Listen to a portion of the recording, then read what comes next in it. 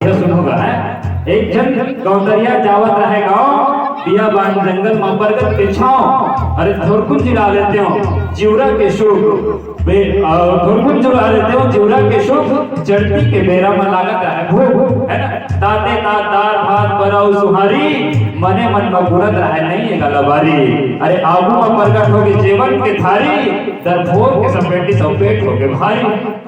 समझ आते ना, दरफोर के सपेटी और पेट होगे भारी। पलक सपेटी गुने बार आके आगू जटना आंखी के मुदाय पर देखत रहा है सपना।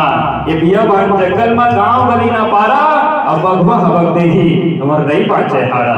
ये बिया बान जंगल में गांव गली ना पारा बगवा हबक देही और नहीं पाचे हारा।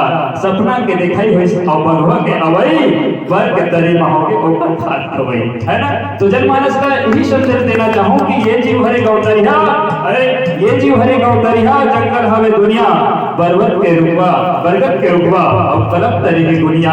और ये बरगद के तरी माँ ये रुकवा के तरी माँ सब माया मोहला छोड़ और लालेश्वर पटेल और बाल मित्रमंसन हरिचरण बलोर यही भगवत भाव के साथ आपका हरिभक्ति के साथ श्री रामचंद्र जी के जयकार घोष के साथ पूरे